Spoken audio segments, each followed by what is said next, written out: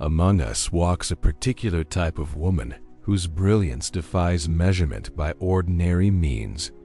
A profound awareness that moves like hidden streams beneath the surface of human understanding.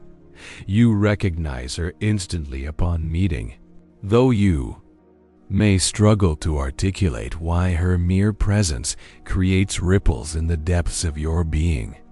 Why her quiet moments communicate more powerfully than volumes of goadings of spoken words. This concealed form of awareness has captivated students of the human psyche for decades, especially Carl Jung, who identified certain women as possessing what he termed an elevated intuitive capacity, a psychological ability that surpasses conventional emotional awareness. These women don't merely experience deeper feelings. They perceive through layers of reality that remain hidden from most observers.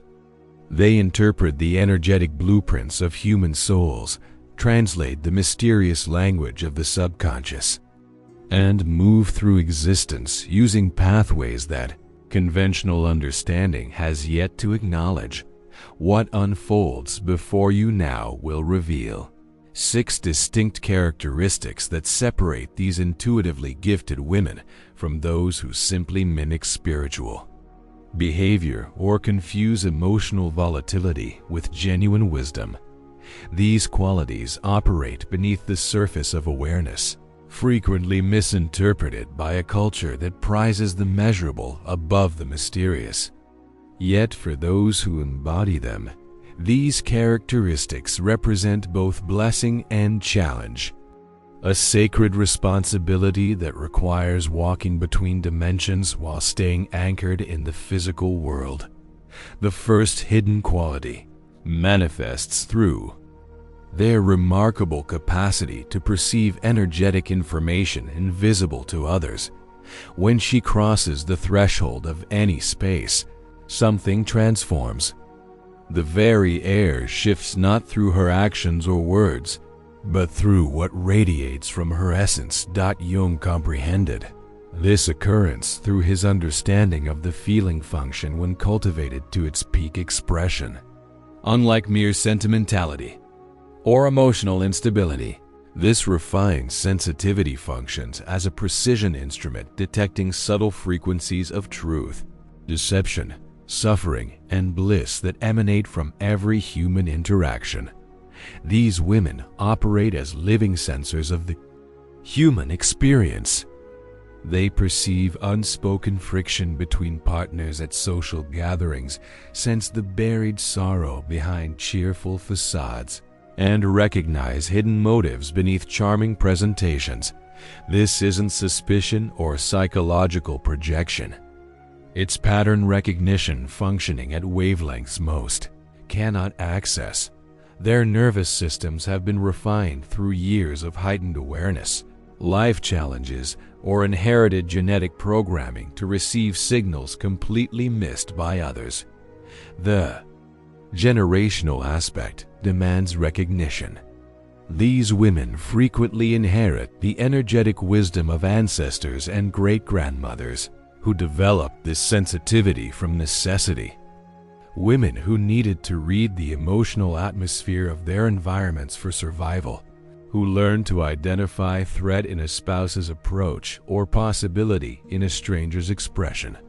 This ancestral knowledge flows through family lines like currents of understanding, emerging in daughters who find themselves depleted in crowds, drained following social events, or mysteriously certain about people they've barely encountered. But this ability arrives with complications.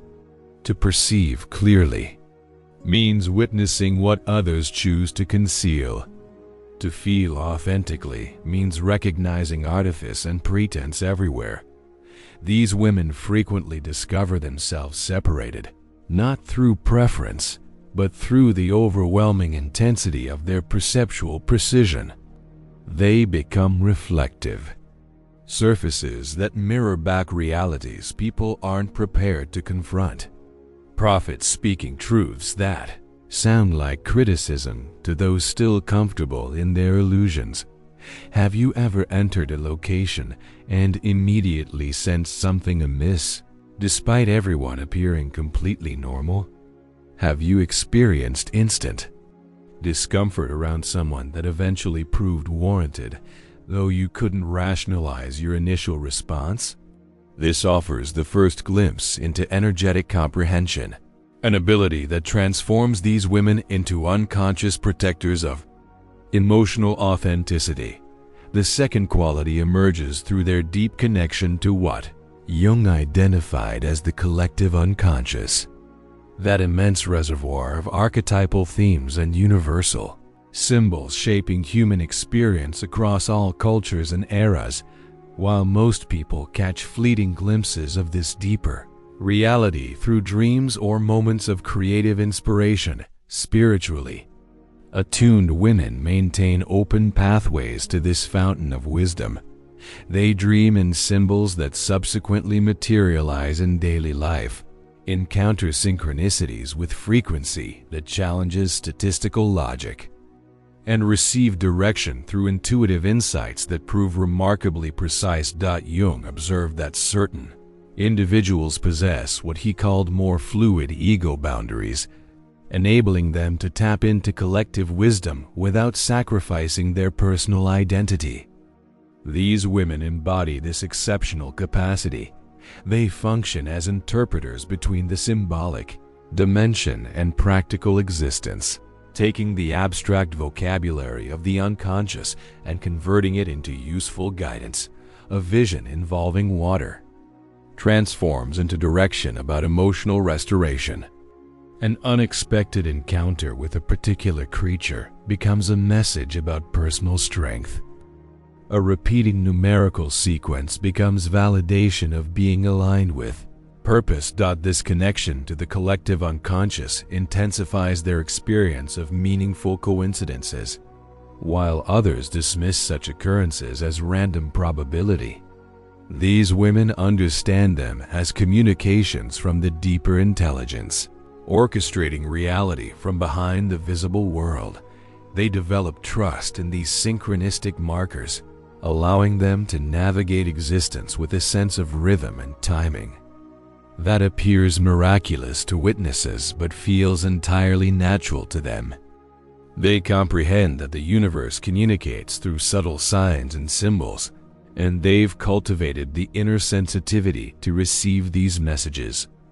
The phenomenon extends beyond personal guidance into collective service. These women often discover themselves positioned perfectly to provide exactly what someone requires, not through strategic planning, but through following invisible currents of meaning. They become connectors between material and spiritual realms, translating universal wisdom into human comprehension through their presence, their communication, and their very existence. Their stories become narratives of mythic significance, filled with encounters that seem orchestrated by benevolent cosmic intelligence. This leads naturally to their third characteristic, one that frequently confuses those around them. These spiritually intelligent women embrace what Jung called sacred solitude, choosing withdrawal not from hatred of humanity but from wisdom. They understand something that's socially oriented cultures resist accepting, that the most profound transformations occur in silence, away from the opinions and energies of others. Their solitude isn't loneliness. It's laboratory work for the soul. Jung's concept of individuation requires periods of separation from collective influences to discover one's authentic self. These women instinctively honor this process, creating space for their inner voice to emerge above the noise of social expectations.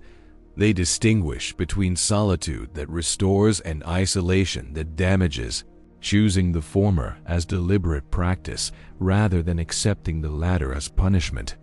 When they withdraw, they're not escaping from life. They're diving deeper into it. The sacred nature of their solitude becomes evident in how they utilize this time. Rather than numbing themselves with distractions, they engage in practices that strengthen their connection to inner wisdom.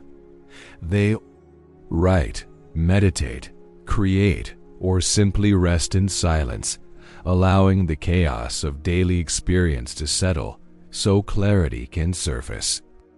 These periods of withdrawal become times of intense creativity and spiritual communication when understanding downloads and perspectives shift in ways that transform their entire comprehension of existence.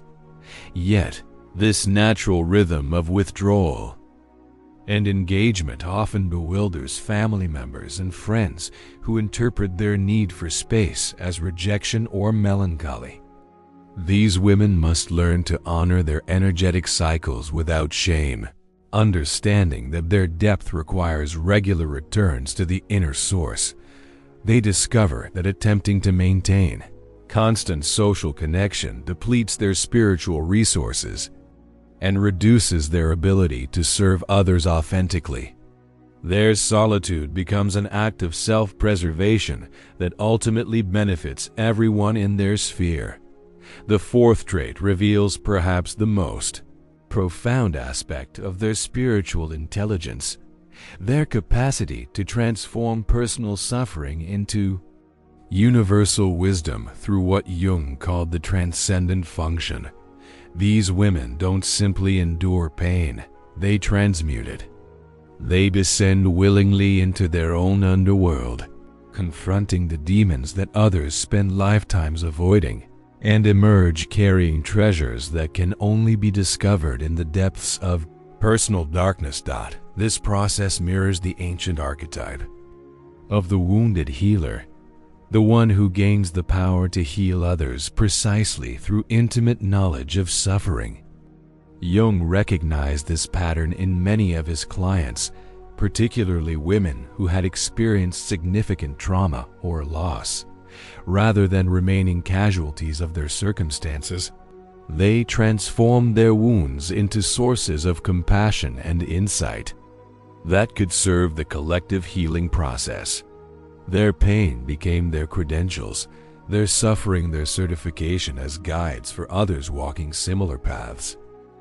The transcendent function operates by holding opposites in creative tension until a third possibility emerges.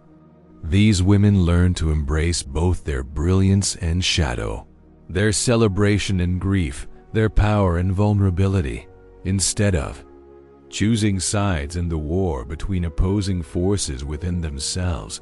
They become the sacred union of these opposites, giving birth to a new level of consciousness that transcends the original conflict. Their integrated wholeness becomes a lighthouse for others still struggling with inner fragmentation. This alchemical process requires tremendous bravery and commitment to truth over comfort.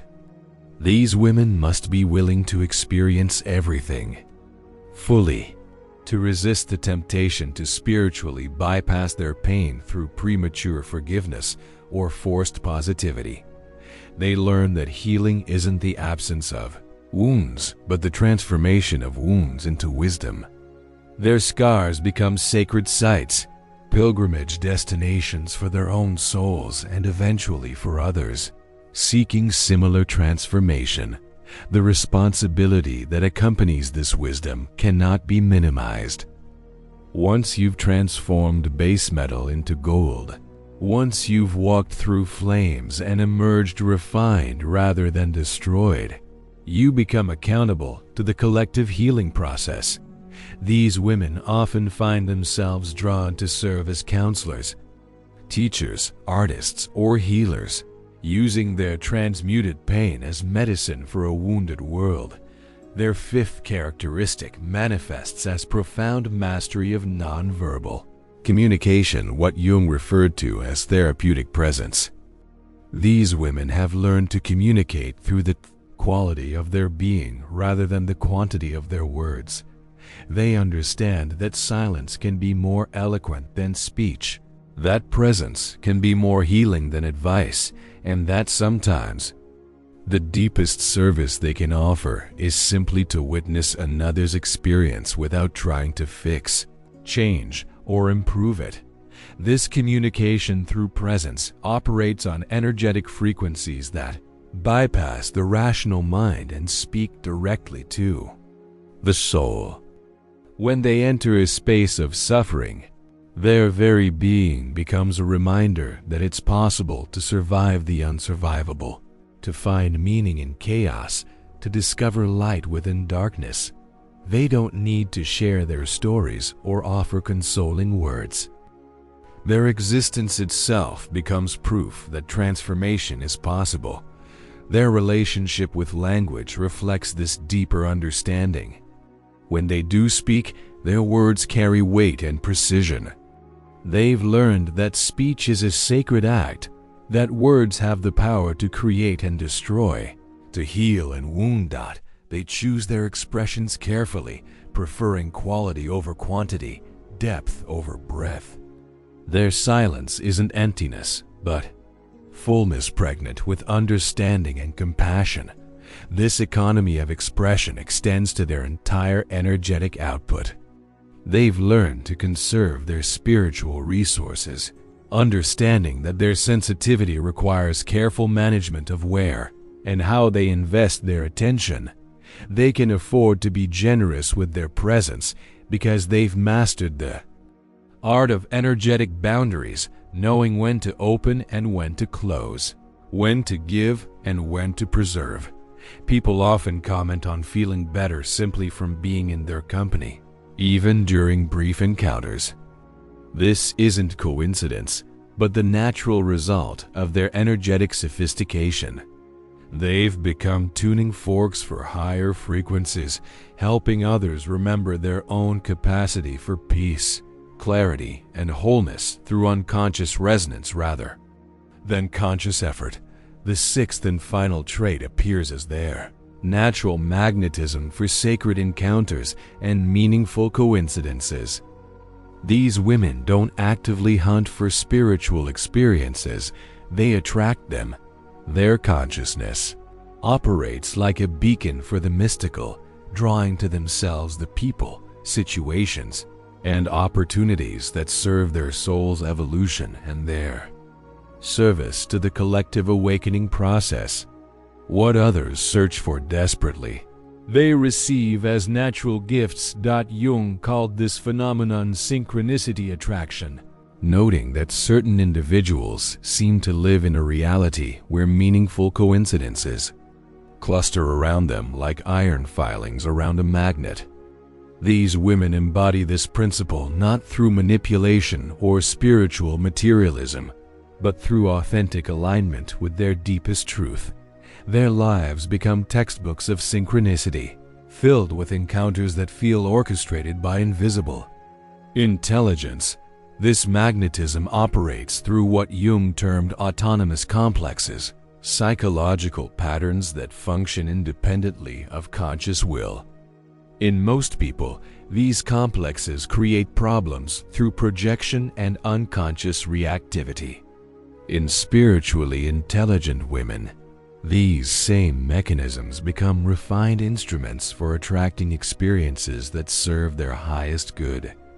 Their psyches become antennae tuned to frequencies of meaning and purpose. The responsibility inherent in this gift requires significant discernment. Not everything that appears meaningful should be welcomed. Not every synchronicity should be followed. Not every attractive opportunity serves authentic growth. These women must develop sophisticated filters, learning to distinguish between genuine guidance and ego inflation, between divine timing and wishful thinking, between sacred encounters and spiritual pride. Their presence in groups often catalyzes transformation in others, even when they're trying to remain invisible. They become unwitting initiators, their very existence challenging others to question their assumptions, examine their motivations, and consider possibilities beyond conventional thinking. This catalytic function happens automatically through energetic transmission rather than conscious intention. As these women mature into their gifts, they often experience what might seem like a paradox. The more spiritually intelligent they become, the more ordinary they appear. The extraordinary becomes so natural that it loses its dramatic quality. They stop feeling special for possessing these traits and begin to understand them as tools for service rather than sources of identity. They learn to wear their wisdom lightly, carrying their insights without the weight of self-importance. This evolutionary process leads to what Jung called the return to simplicity, but at a higher level.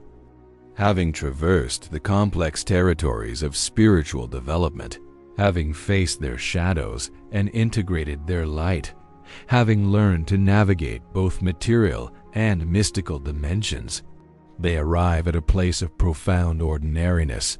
There, power operates through subtlety rather than display, through being rather than doing, through presence rather than performance.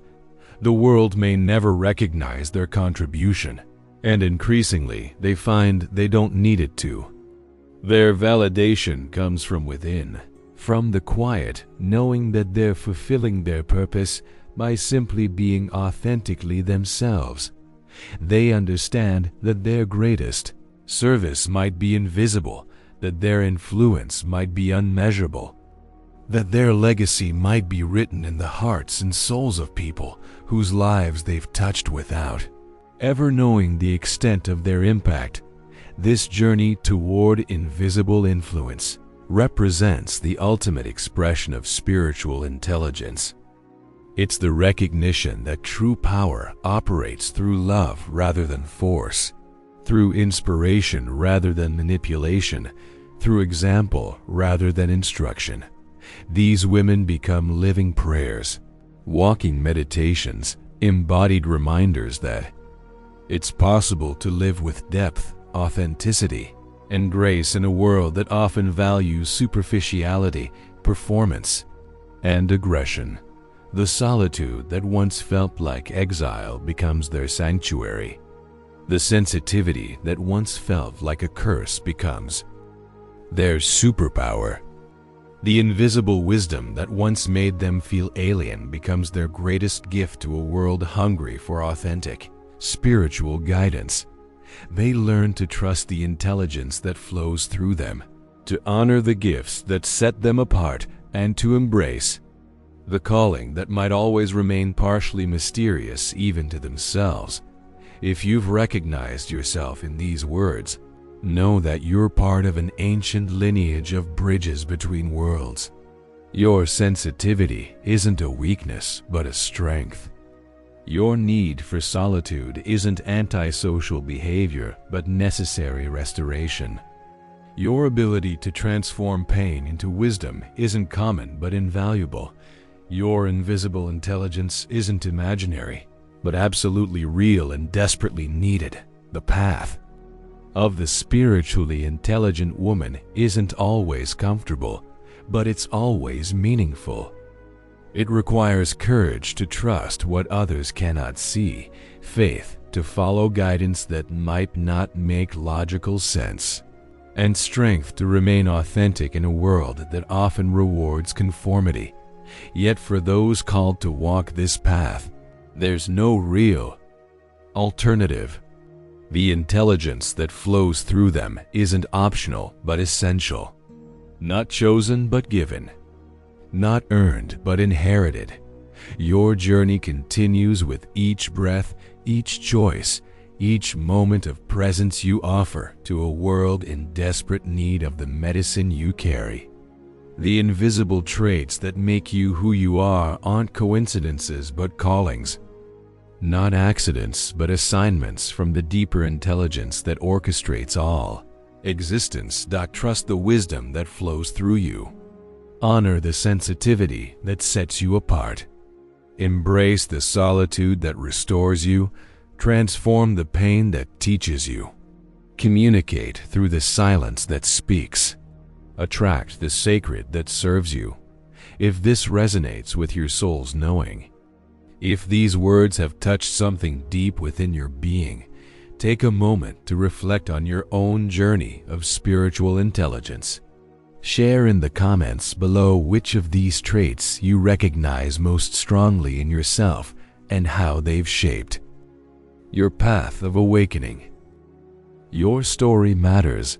Your experience validates others. Your willingness to be seen encourages women everywhere to embrace their own invisible gifts.